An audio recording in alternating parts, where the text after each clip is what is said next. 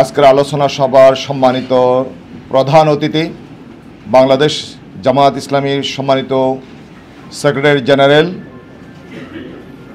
গত 15.5 বছরে যিনি 7.5 বছরে জেলে ছিলেন, মজলুম জননেতা, কারা নির্যাতিত জননেতা জনাব সাবেক এমপি অধ্যাপক মিয়া গোলাম ফরোয়ার, উপস্থিত মহানগরীর সম্মানিত সেক্রেটারি, করম পরিষদ সদস্যবৃন্দ, একান্ত প্রিয় উপস্থিতি, আসসালামু আলাইকুম রহমতুল্লাহ।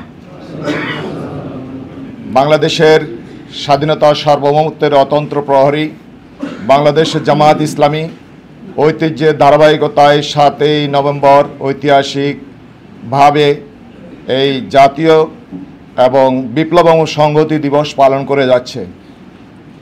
আমরা জানি এবং আমাদের ইতিপূর্বে যে বক্তব্য দিয়েছেন, 1975 সালে যেই শূন্যতা সৃষ্টি করার জন্য বাংলাদেশকে আধিপত্যবাদীদের করাল গ্রাসে নিজেদের পেটে ঢোকানোর জন্য যেই ষড়যন্ত্র হয়েছিল, সেই ষড়যন্ত্র মোকাবেলা করার জন্য দেশপ্রেমিক সিপাহী জনতার ঐক্যবদ্ধ প্রতিরোধে ওই দিন মুজিব বাহিনী এবং সমাজতন্ত্রীপন্থী সেকুলার এবং রাম বামদের পরাজিত করেছে বাংলাদেশের মুক্তিকামী মানুষ, দেশপ্রেমিক, কালেমা বিশ্বাসী মানুষজন।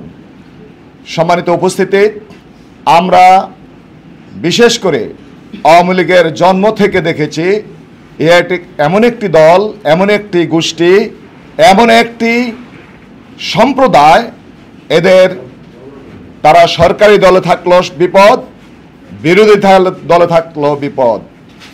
3.5 বছরের তাদের ইতিহাস, শাসনামলের ইতিহাস, গণতন্ত্র বিরোধী ইতিহাস, 3.5 বছরের প্রথম শাসনামলের তাদের ইতিহাস, মানুষের বাক স্বাধীনতা হরণের ইতিহাস, বাংলাদেশের তাহাজিব তামুদ্দুন ইসলাম সকল কিছু বিনাশের ইতিহাস।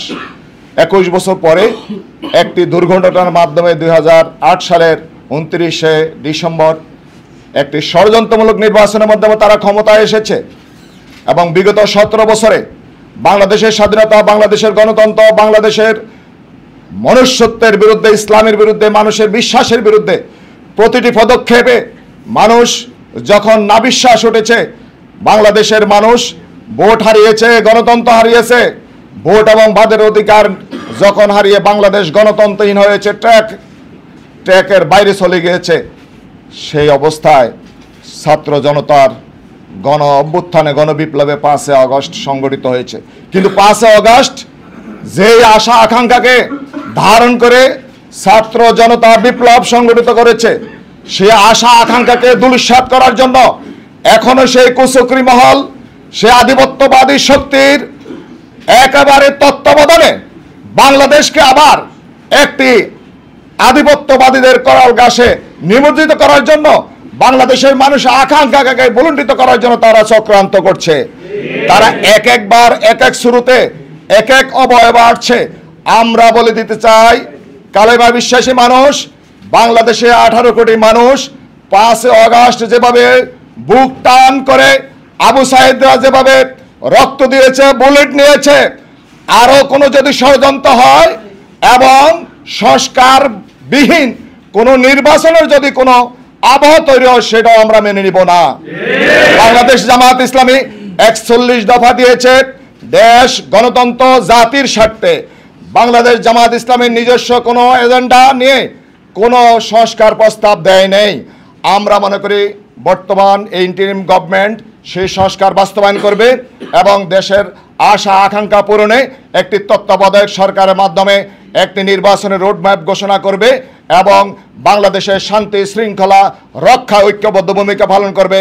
সর্বশেষ একটি কথা বলছি, আমরা বিভিন্ন মন্ত্রণালয়ে দেখছি, বিভিন্ন ক্যাবিনেটে যারা বসে আছেন, সেই আওয়ামী ফ্যাসিস্টদের পেদাত্তারা এখনো বসে আছেন, কোনো ট্রান্সফার করছেন না, পদোন্নতি দিচ্ছেন না।